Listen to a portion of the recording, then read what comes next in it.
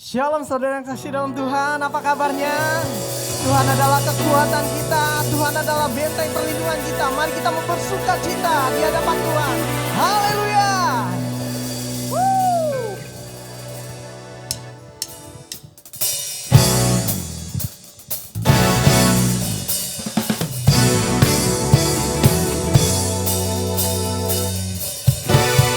Haleluya! Bersama-sama katakan, meskipun musuh di depanku, rintangan menghadang langkahku, ku tahu sungguh Engkau bersamaku. Amin. Beribu rebah di kiriku, berlaksa di sisi kanan, Engkau janjimu, Engkau bersamaku. Sama-sama katakan, takkan goyah, takkan pernah goyah keyakinanku pada dirimu, Yesus Tuhanku.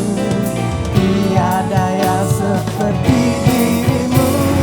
Kaulah Tuhanku, kebanggaanku, gunung batu dan keselamatanku, kuat tanganku, perlindunganmu. Kaulah Allah, sumber kemenanganku.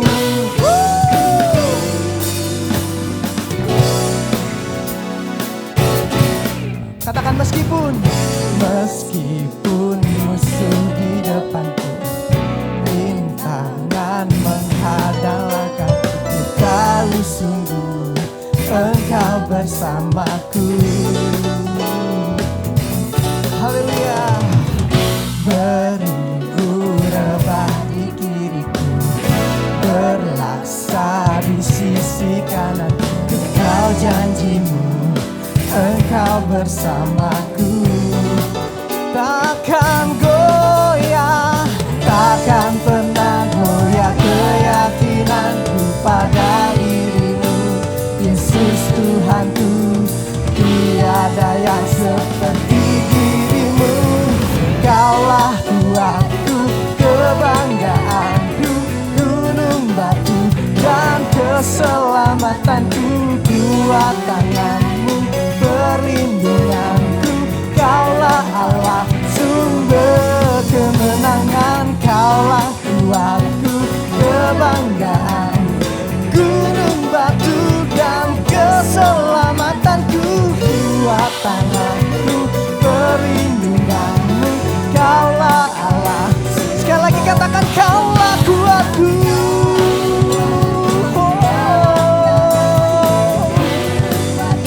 Dan keselamatanku, kuat tanganku, perlindunganku. Kaulah Allah, sumber kemenanganku. Haleluya. Biarkan musik memuji Tuhan. Haleluya. Bersama-sama katakan, takkan pernah goyah, takkan pernah goyah keyakinanku pada dirimu, Yesus Tuhanku. Tiada yang seperti dirimu. Kaulah kuatku, kebanggaanku, gunung batu dan keselamatanku, kuat tangan, perlindunganmu.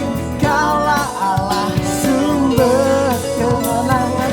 Kaulah kuatku, kebanggaanku, gunung batu dan keselamatanku, kuat tangan, perlindunganmu. Kaulah Allah, sumber kemenanganku, sumber kemenanganku, sumber kemenanganku.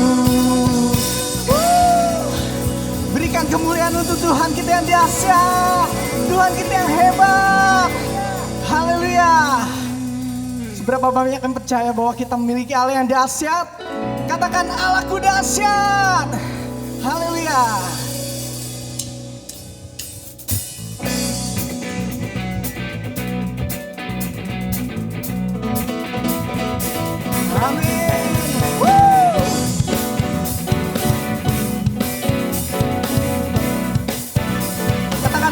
dari utara ke selatan, dari utara ke selatan, terdengar hujan bagi dari barat.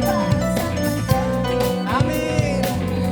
Nama Yesus disanjung tinggi dari pulau-pulau, lembah-lembah, gunung-gunung yang tinggi. Katakan kemuliaannya, kebesarannya dicipta. Yesus, Yesus. Oh, nama Yesus. Katakan dari pulau-pulau, dari pulau-pulau, lembah-lembah, gunung-gunung yang tinggi. Katakan Allahku dahsyat, Allahku dahsyat berkuasa, seluruh bumi sujud menyembah. Tinggikan namamu, Allahku dahsyat berkuasa, seluruh bumi sujud menyembah. Tinggikan namamu.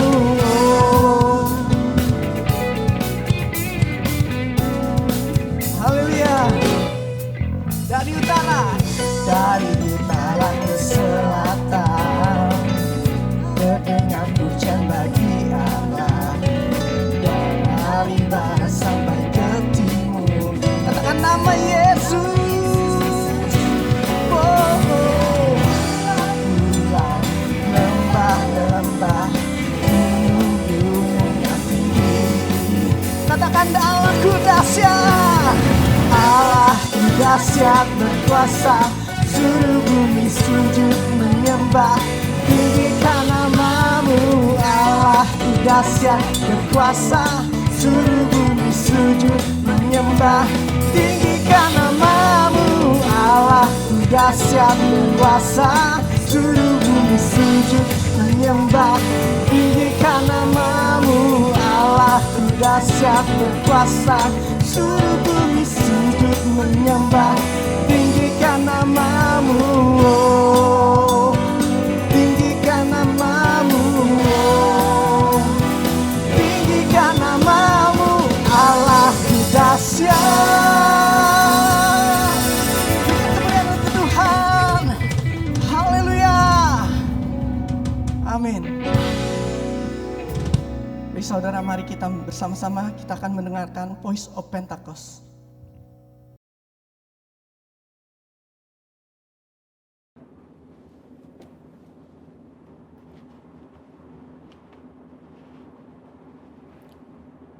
Shalom saudara, saya percaya hari ini kita semua dalam keadaan yang baik dan luar biasa. Voice of Pentecost kali ini akan mempelajari bahwa baptisan Roh Kudus itu sangat penting. Jika kita berbicara tentang identitas insan Pentakosta, maka pengajaran yang paling sentral adalah baptisan Roh Kudus. Ini merupakan hal yang menarik dan juga sangat penting untuk disimak. Karena baptisan Roh Kudus bukan saja sangat penting bagi pertumbuhan iman kita, tetapi juga sangat penting untuk menggenapi amanat agung Tuhan Yesus. Dalam pengakuan iman GBI, disebutkan bahwa baptisan Roh Kudus adalah karunia Tuhan untuk semua orang yang telah disucikan hatinya. Tanda awal baptisan Roh Kudus adalah berkata-kata dengan bahasa roh sebagaimana diilhamkan oleh Roh Kudus. Baptisan Roh Kudus yang dimaksud adalah pengalaman dipenuhi oleh Roh Kudus setelah seseorang lahir baru atau menerima keselamatan seperti yang dialami oleh para murid-murid Yesus. Berbahasa roh adalah tanda awal seseorang dibaptis Roh Kudus. Ini adalah pemberian dari Bapa kepada setiap orang yang percaya yang mau dan membuka hatinya. Kenapa penting untuk orang percaya mengalami baptisan Roh Kudus? Karena ada dua manfaat utama yang dapat dirasakan, yaitu yang pertama, kita akan hidup semakin intim dengan Bapa dan menjadi kuat di dalam Dia. Bahasa roh adalah pemberian dari Bapa agar kita bisa lebih intim di dalam persekutuan dengannya. Di dalam Roma 8 ayat 26, Paulus berkata bahwa roh membantu di dalam kelemahan kita berdoa. Ketika kita berdoa dengan akal budi, mungkin ada hal-hal yang tidak terucap atau keluhan-keluhan yang tidak tersampaikan. Nah, berbahasa roh mengeluarkan keluhan-keluhan terdalam kepada Bapa secara langsung. Bukankah ini sebuah persekutuan yang indah? Berbahasa roh juga penting di dalam membangun kekuatan rohani kita. Di dalam 1 Korintus 14 ayat 4 dikatakan, siapa yang berkata-kata dengan bahasa roh, ia membangun dirinya sendiri. Berbahasa roh itu seperti membangun kekuatan rohani dari dalam, membangun iman kita. Kalau iman kita kuat, rohani kita kokoh dari dalam, maka serangan dan tekanan apapun dari luar akan sanggup kita hadapi. Seperti Paulus yang mengalami banyak tekanan dan penderitaan di dalam melayani Tuhan. Dia pernah 5 kali disesah orang Yahudi, 3 kali didera, 1 kali dilempari batu. 3 kali mengalami kapal karam, bahkan terkatung-katung di lautan. Bagaimana dia bisa kuat menghadapi itu semua? Saya percaya kehidupan yang intim dengan Roh Kudus memberikan kekuatan dari dalam untuk terus melayani. Manfaat berbahasa roh yang kedua, kita mendapatkan kuasa serta keberanian untuk menginjil dan menyelesaikan amanat agung. Dalam kitab Kisah Para Rasul, ada pola yang berulang-ulang terlihat. Orang yang dipenuhi Roh Kudus diberi keberanian untuk menginjil. Dalam Kisah Para Rasul 4 ayat 8, tertulis, Petrus dalam kepenuhan Roh Kudus bersaksi dengan berani mengenai Yesus. Apa respon orang Saduki? Ayat 13 mencatat, sidang itu melihat keberanian Petrus dan Yohanes. Sesudah insiden di sidang itu, para murid berkumpul untuk berdoa. Dan Kisah Para Rasul 4 ayat 31 mencatat, mereka semua penuh dengan Roh Kudus, lalu mereka memberitakan firman Allah dengan berani. Wow, para murid yang dipenuhi Roh Kudus bukan saja diberi kuasa untuk melakukan tanda dan mujizat, tetapi diberi keberanian untuk memberitakan firman Allah. Keberanian dari Roh Kuduslah yang kita perlukan untuk menyelesaikan amanat agung di era Pentakosta ketiga ini. Roh Kudus punya kuasa yang besar dalam hidup kita. Yesus sendiri memberi peringatan keras kepada mereka yang menghujat Roh Kudus di Matius 12 ayat 32. Kata menghujat di sini memiliki arti sempit dan arti luas. Dalam arti sempit, orang-orang ini digambarkan sebagai mereka yang tidak percaya kepada kuasa Roh Kudus sehingga di dalam hidupnya kerap merendahkan dengan kata-kata dan perbuatan. Arti luas dari menghujat adalah saat seseorang menolak karya Roh Kudus dalam hidupnya. Dia mungkin melihat tanda dan mujizat dilakukan, pemberitaan Injil diberikan, tetapi hatinya terus-menerus menolak suara Roh Kudus yang lembut. Sampai pada akhir hidupnya, dia menolak keselamatan dan tidak dapat diampuni lagi. Jangan sampai kita mendukakan Roh Kudus, apalagi menghujatnya. Mungkin ada saudara yang bertanya, bagaimana caranya agar saya bisa dibaptis Roh Kudus dan mendapatkan karunia berbahasa roh? Caranya adalah dengan meminta kepada Bapa yang baik. Yesus berkata, jika kamu yang jahat tahu memberi pemberian yang baik kepada anak-anakmu, apalagi Bapamu yang di sorga, Ia akan memberikan Roh Kudus kepada mereka yang meminta kepadanya. Sembari menantikan baptisan Roh Kudus, jangan pasif, tetapi teruslah berdoa, memuji, dan menyembah Tuhan dengan akal budi kita. Bapa pasti akan memberikan karunia Roh Kudusnya pada waktunya. Jadi, setelah mempelajari semua ini, pertanyaannya bukan haruskah kita dibaptis Roh Kudus, tetapi maukah kita dibaptis Roh Kudus? Mari terus bangun roh kita, buka hati kita sehingga kita dipenuhi Roh Kudus. Roh Kudus akan menguatkan kita dan memberi kita keberanian untuk menyelesaikan amanat agung di era Pentakosta ketiga. Saudara, untuk penjelasan lebih lengkapnya dari tim teologi kami, jangan lupa buka link yang ada di atas atau scan QR Code yang tersedia. Salam integritas, Tuhan Yesus memberkati.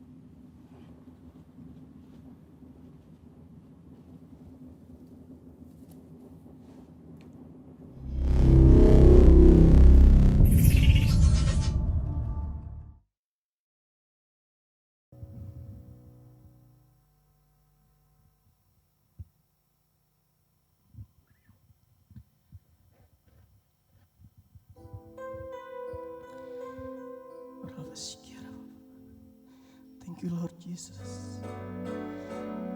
Kami ada sebagai kami mana ada Tuhan. Semua karena anugerah-Mu yang besar bagi kami. Manakan kami harus mencari kasih sejati kami Tuhan. Pertolongan kami adalah yang berasal daripada Engkau Bapa. Terima kasih Yesus, terima kasih Roh Kudus. Kami ingin menghampiri tahta kudus-Mu Tuhan. Haleluya Yesus. Kami perlu Engkau Tuhan di setiap langkah kami.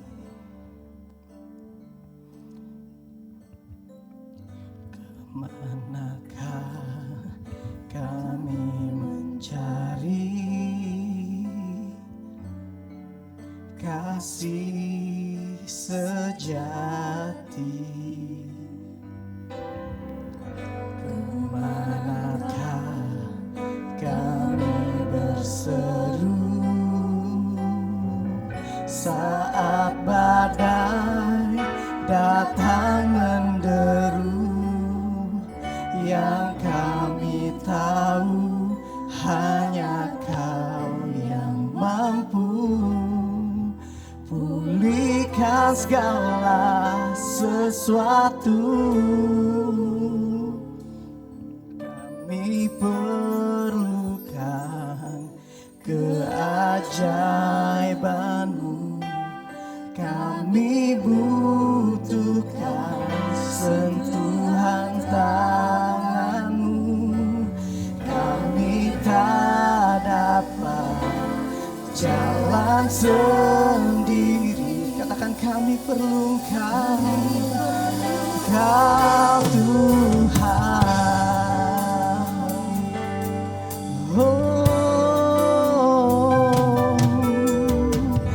kemanakah kami mencari kasih sejati?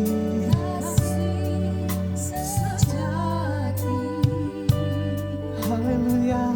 Kemanakah kami berseru saat badai datang menderu, yang kami tahu hanya Kau yang mampu pulihkan segala sesuatu. Kami perlukan keajaiban-Mu, kami butuhkan sentuhan kami tak dapat jalan sendiri. Kami perlukan Tuhan. Mari kita menyembah Tuhan. Haleluya. Terima kasih Tuhan, kami memuji-Mu, Allah yang kudus. Haleluya.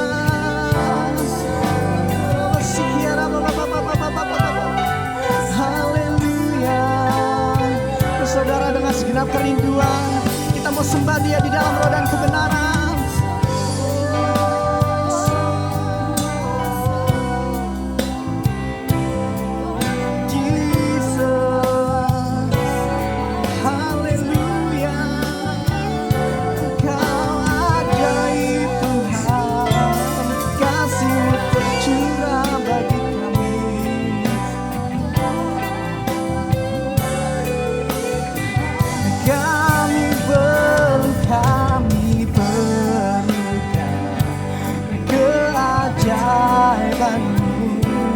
Kami butuhkan sentuhan kami tak dapat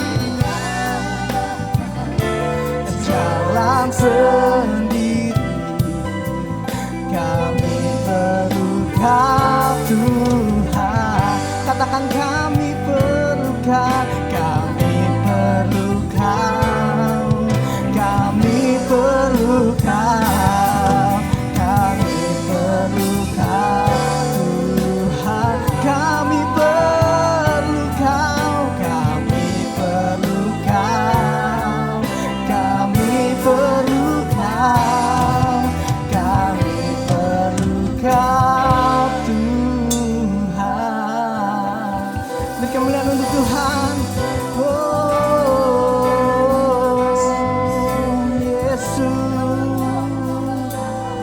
Satu-satunya yang kami andalkan hanya Engkau Tuhan.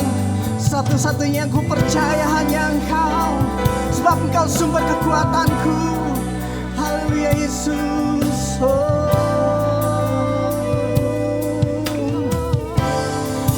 Satu-satunya yang ku andalkan, satu-satunya yang ku percaya.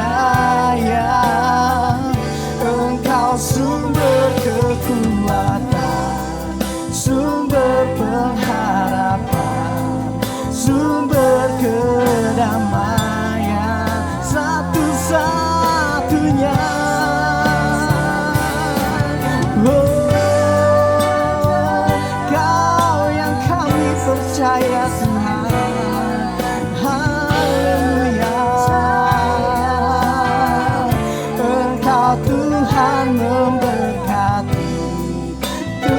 Tuhan penyembuhku, Tuhan pemulih. Dengan hati yang penuh kita mau sembah, dia katakan satu-satunya.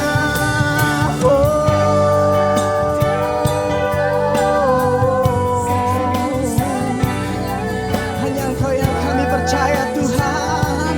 Haleluya, sumber kekuatan, sumber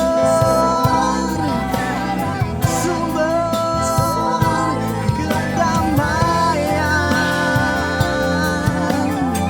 Satu-satunya yang ku andalkan, satu-satunya yang ku percaya. Engkau Tuhan memberkati, Tuhan penyembuhku, Tuhan pemulih. Engkau Tuhan memberkati,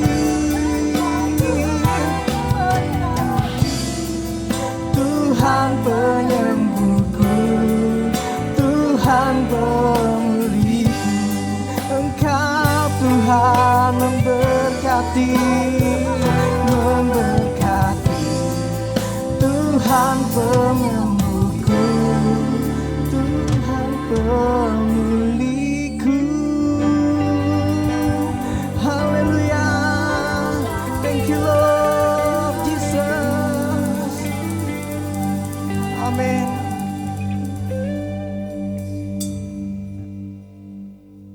Mari bersama-sama kita akan mendeklarasikan arti Pentakosta ketiga. Pentakosta ketiga. 1. Pentakosta ketiga adalah pencurahan Roh Kudus yang dahsyat di zaman ini, melebihi yang terjadi di Azusa Street. 2. Pentakosta ketiga akan mengakibatkan penuaian jiwa yang terbesar dan yang terakhir sebelum Tuhan Yesus datang kembali. 3. Pentakosta ketiga akan membangkitkan generasi Yeremia, yaitu anak-anak muda yang dipenuhi Roh Kudus, cinta mati-matian kepada Tuhan Yesus, tidak kompromi terhadap dosa, dan akan bergerak untuk memenangkan jiwa. 4. Pentakosta ketiga lahir di Indonesia dan bergerak ke bangsa-bangsa. Gerakan ini dari timur ke barat dan akan kembali ke Yerusalem. 5. Pentakosta ketiga akan memberikan kuasa untuk menyelesaikan amanat agung, dan setelah itu Tuhan Yesus datang kembali. Shalom, Bapak Ibu, Saudara yang dikasihi Tuhan. Hari ini kita bersyukur kepada Tuhan karena hari yang luar biasa, di mana hari ini kita memperingati pencurahan Roh Kudus di loteng Yerusalem. Pada waktu itu 120 orang berkumpul di loteng Yerusalem dan mereka dipenuhi dengan Roh Kudus. Nah, sebagai orang percaya, kita sangat bersyukur kepada Tuhan bahwa apa yang dijanjikan oleh Tuhan tidak hanya sekedar sebuah janji. Sebab 10 hari kemudian setelah Tuhan Yesus terangkat ke surga, maka dia mencurahkan rohnya kepada murid-murid Tuhan Yesus. Sesuai dengan apa yang tercatat di dalam Kisah Para Rasul pasal yang kedua, ayat yang pertama sampai dengan ayat yang keempat, demikian bunyi firman Tuhan. Ketika tiba hari Pentakosta, semua orang percaya berkumpul di satu tempat. Tiba-tiba turunlah dari langit suatu bunyi seperti tiupan angin keras yang memenuhi seluruh rumah di mana mereka duduk. Dan tampaklah kepada mereka lidah-lidah seperti nyala api yang berterbaran dan hinggap pada mereka masing-masing. Maka penuhlah mereka dengan Roh Kudus. Lalu mereka mulai berkata-kata dalam bahasa-bahasa lain seperti yang diberikan oleh Roh itu kepada mereka untuk mengatakannya. Nah, Bapak Ibu Saudara yang dikasihi Tuhan, inilah penggenapan dari janji Tuhan Yesus kepada murid-murid bahwa mereka akan menerima kuasa kalau Roh Kudus turun ke atas mereka. Sesuai dengan apa yang tertulis di dalam Kisah Para Rasul pasal yang pertama, ayat yang ke-8, demikian bunyi firman Tuhan. tetapi kamu akan menerima kuasa kalau Roh Kudus turun ke atas kamu. Dan kamu akan menjadi saksiku di Yerusalem dan di seluruh Yudea dan Samaria dan sampai ke ujung bumi. Nah, Bapak Ibu Saudara yang dikasihi Tuhan, tema kebenaran firman Tuhan hari ini yaitu kuasa Roh Kudus dalam kehidupan orang percaya. Dalam pengeringan kita kepada Tuhan tiap-tiap hari tidaklah mudah, Bapak Ibu Saudara. Ada tantangan, ada penderitaan yang pasti kita alami di dalam kehidupan kita. Tetapi firman Tuhan berkata bahwa apapun yang kita alami di dalam hidup kita, kita tidak perlu takut, kita tidak perlu khawatir karena Tuhan Yesus hidup, Tuhan Yesus berkuasa, Dia Allah Maha Ada, Dia Maha Hadir, dan keberadaannya, kehadirannya tidak dapat dibatasi oleh ruang dan waktu. Nah, sebagai orang percaya, kita sangat membutuhkan kekuatan daripada Tuhan. Ketika Tuhan Yesus mati di atas kayu salib, banyak murid-murid Tuhan kecewa karena apa yang mereka harapkan seakan-akan sirna. Apa yang mereka harapkan Yesus bisa membebaskan mereka, Yesus bisa melepaskan mereka dari kekuasaan, dari penindasan pemerintah Romawi, seolah-olah pupus, saudara. Murid-murid Tuhan Yesus sangat kecewa sehingga mereka kehilangan harapan, mereka kehilangan pegangan, sehingga mereka ada yang ingin pulang ke kampung halaman mereka. Karena itu setelah kebangkitan Yesus selama 40 hari, Yesus menampakkan diri kepada murid-murid untuk memulihkan keadaan mereka. Bahwa mereka tidak perlu kecewa karena Dia berkuasa. Karena Dia berkuasa atas maut dan kematian. Sebelum Yesus terangkat ke surga dan kembali meninggalkan murid-murid, Yesus sangat memahami kegalauan hati mereka. Yesus sangat memahami kegelisahan hati murid-murid. Karena itu Dia berkata, janganlah gelisah hatimu. Yesus berkata seperti ini karena Yesus ingin mengatakan kepada mereka, Yesus ingin menyadarkan mereka bahwa Ia berkuasa. Ia berkuasa atas segala sesuatu. Maut tidak dapat menguasai Dia. Karena itu firman Tuhan berkata bahwa sekalipun Dia akan terangkat ke surga, tapi Dia tidak pernah membiarkan mereka seorang diri. Dia tidak membiarkan mereka menjadi yatim piatu. Karena apa? Karena firman Tuhan berkata bahwa Dia akan mencurahkan rohnya atas murid-murid. Nah, Bapak Ibu Saudara yang dikasihi Tuhan, firman Tuhan berkata bahwa memang Yesus harus tinggal di surga. Yesus harus duduk di sebelah kanan Bapa sampai waktu pemulihan segala sesuatu. Untuk apa Bapak Ibu Saudara? Yang pertama firman Tuhan ingin mengatakan bahwa untuk Dia dimuliakan, Dia ditinggikan sebagai Raja di atas segala raja. Dan yang kedua, kenapa Yesus harus meninggalkan mereka dan naik ke surga, duduk di sebelah kanan Allah? Duduk di sebelah kanan Bapa dan Dia tinggal di situ sampai masa pemulihan segala sesuatu. Yang kedua, untuk menyediakan tempat bagi saya dan saudara. Dan yang ketiga firman Tuhan ingin katakan bahwa Dia harus terangkat ke surga. Dia harus duduk di sebelah kanan Bapa sampai masa pemulihan segala sesuatu. Untuk menjadi juru syafaat bagi saya dan saudara selama-lamanya. Karena itu Bapak Ibu Saudara yang dikasihi Tuhan, Dia terangkat ke surga. Namun Dia tidak membiarkan kita sendiri.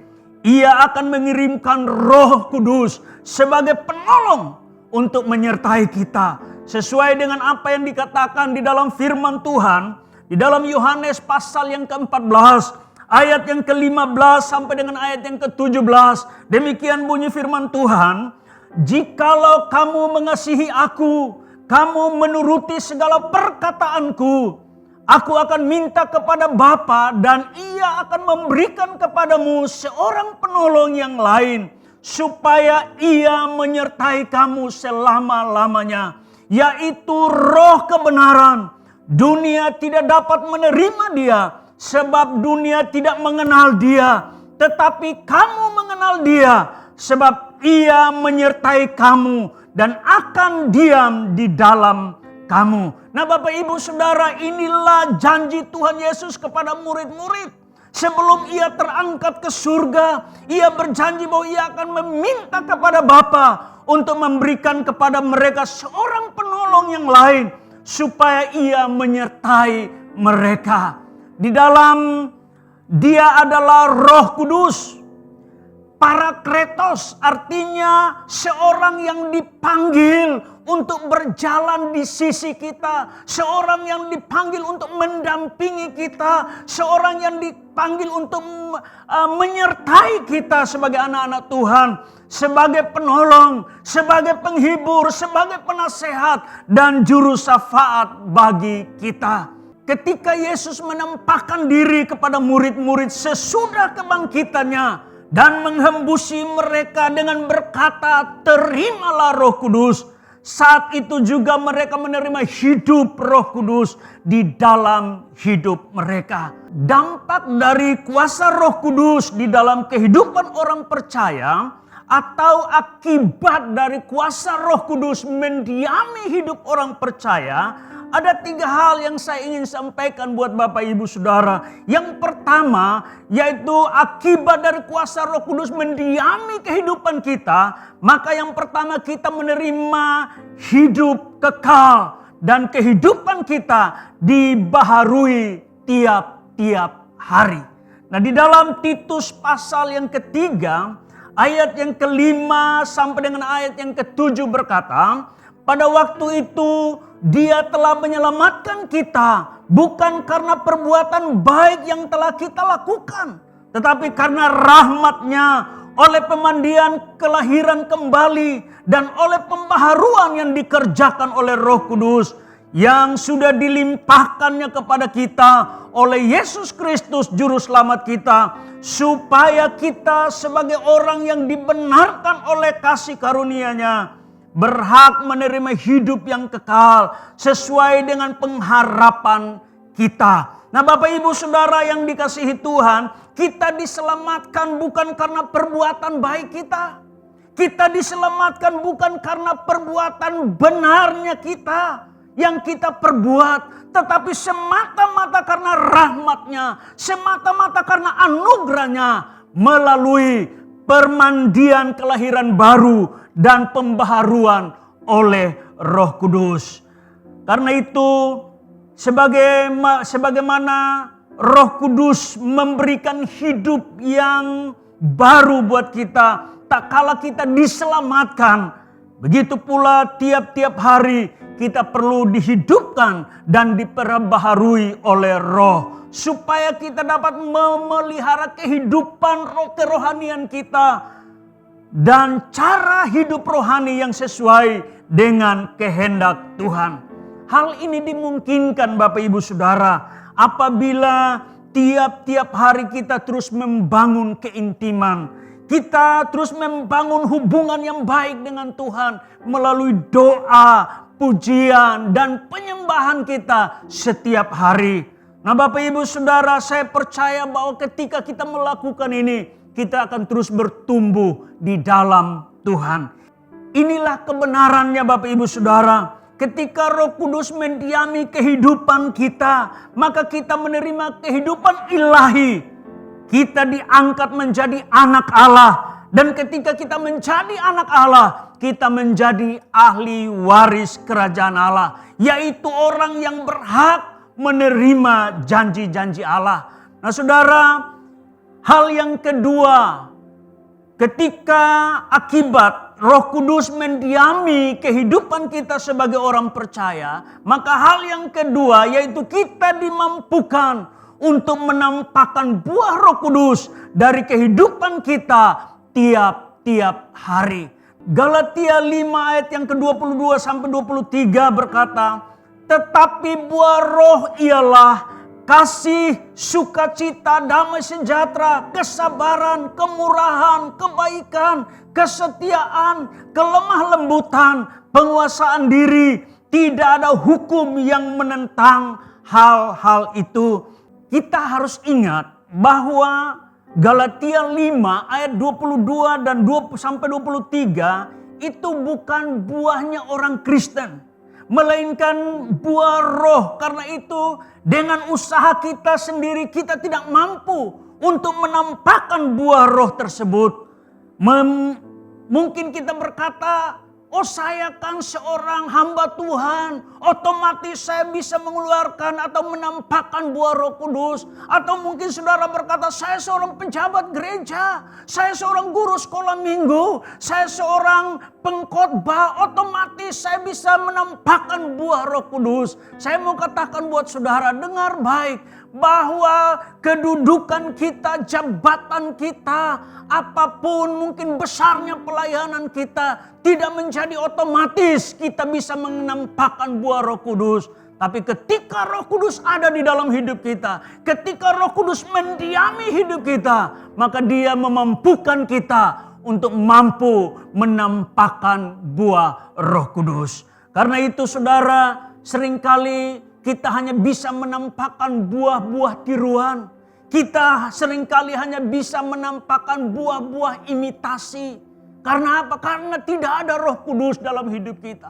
Tapi ketika ada Roh Kudus di dalam hidup kita, maka saya percaya buah yang kita nampakkan, buah yang keluar dari kehidupan kita, ada dua buah yang enak, buah yang sedap dipandang, buah yang enak dinikmati dan akan mempermuliakan nama Tuhan. Hal yang ketiga, akibat kuasa Roh Kudus mendiami hidup kita sebagai orang percaya, maka hal yang ketiga yaitu kita dimampukan untuk hidup dalam kekudusan di hadapan Tuhan tiap-tiap hari. Memang firman Tuhan memegang peranan penting di dalam kehidupan kita sehari-hari. Akan tetapi di dalam 2 Tesalonika pasal yang kedua ayat yang ke-13 mengajarkan kepada kita bahwa kita dikuduskan oleh Roh Kudus dan firman. Roh Kudus adalah roh kebenaran. Firman Allah menunjukkan kepada kita apa yang harus kita lakukan, apa yang harus kita perbuat. Namun Roh Kuduslah yang akan memampukan kita untuk mentaati setiap kebenaran firman Tuhan. Roh Kuduslah yang akan menolong kita memahami kebenaran, memahami perkataan firman Tuhan, dan mengingatkan kembali kepada kita setiap janji-janjinya. Karena itu sebagai orang percaya dengar baik, tanpa Roh Kudus mendiami kehidupan kita, kita tidak mampu untuk hidup kudus. Kenapa? Karena memang kecenderungan kita manusia memikirkan hal-hal yang negatif. Kecenderungan manusia memikirkan hal-hal yang tidak baik. Karena itu kita perlu Roh Kudus memimpin hidup kita. Kita perlu Roh Kudus menguasai hidup kita. Supaya Dia bisa mengendalikan pikiran kita. Dia bisa mengendalikan hati kita dan kehendak kita. Supaya kita dapat memikirkan perkara-perkara yang di atas, bukan yang di bumi. Nah Bapak Ibu Saudara, firman Tuhan dengan jelas berkata, Tuhan mau supaya kita memikirkan semua yang benar. Tuhan mau supaya kita memikirkan semua yang mulia, semua yang adil, semua yang suci, semua yang manis, semua yang patut dipuji. Pikirkanlah semuanya itu. Kebenarannya ialah bahwa jangan biarkan pikiran kita memikirkan perkara-perkara yang negatif. Jangan biarkan pikiran kita memikirkan perkara-perkara yang duniawi. Supaya hidup kita terus dipimpin oleh Roh Kudus. Nah Bapak Ibu Saudara yang dikasihi Tuhan, ada dua keinginan besar di dalam kehidupan kita. Kalau kita tidak bisa mengendalikannya, maka itu akan membawa kita kepada hal-hal yang tidak baik. Yang pertama yaitu keinginan daging. Dan yang kedua adalah keinginan roh. Saya seringkali katakan bahwa inilah dua keinginan di dalam hidup kita yang terus berlawanan, yang terus tarik-menarik untuk menguasai kehidupan kita. Karena itu keputusannya ada di dalam hidup kita.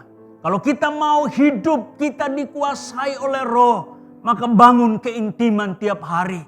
Bangun keintiman dengan Tuhan setiap hari. Tapi kalau kita tidak mau dipimpin oleh Roh, maka otomatis kedagingan akan menguasai hidup kita. Keputusan ada di dalam tangan kita. Keputusan ada di dalam hidup kita hari ini. Kalau kita mau dipimpin oleh Roh Kudus, maka mari biarlah hidup kita dikuasai. Hidup kita didiami oleh Roh Kudus. Supaya kita terus hidup dipimpin oleh Roh Kudus.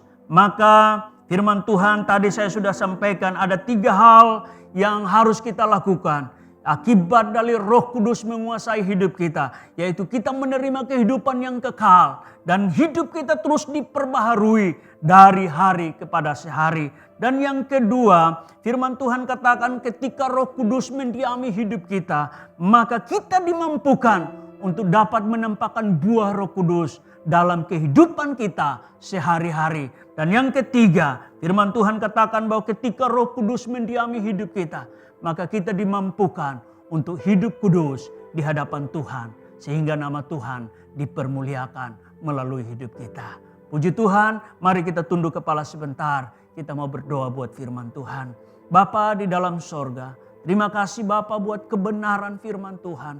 Biarlah firman-Mu boleh merema buat setiap kami. Kami hamba-Mu berdoa Tuhan buat setiap umat-Mu yang sedang mengikuti ibadah online pagi hari ini.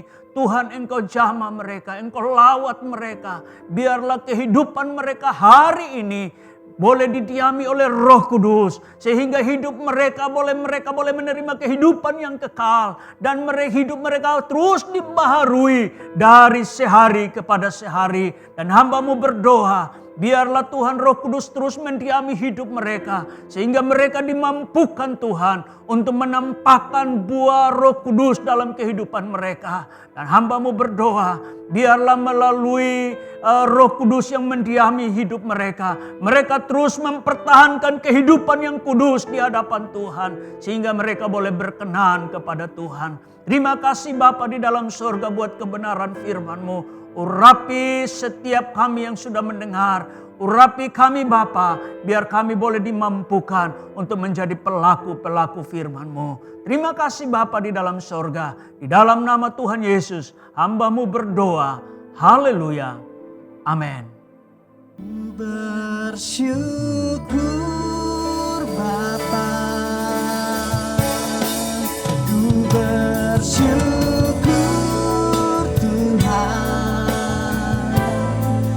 buat kasih setiamu di dalam hidupku.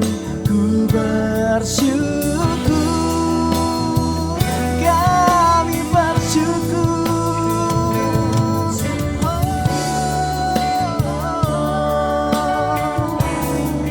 Ku bersyukur Tuhan, buat kasih setiamu di dalam hidupku.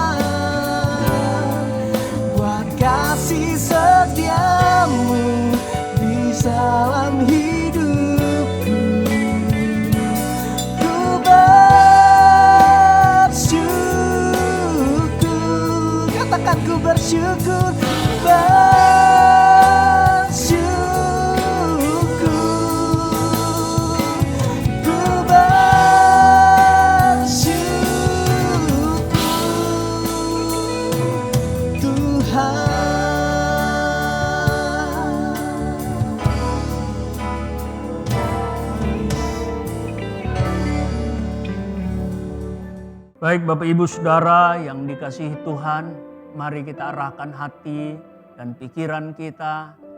Angkatlah kedua tangan kita dan mari kita terima berkat daripada Tuhan. Anugerah Tuhan kita Yesus Kristus, pertolongan Allah Bapa dan persekutuan dengan Roh-Nya yang kudus, biarlah tinggal menyertai kita mulai pagi hari ini, esok sampai Maranatha. Tuhan Yesus datang pada kali yang kedua menjemput saya dan saudara. Haleluya. Amin.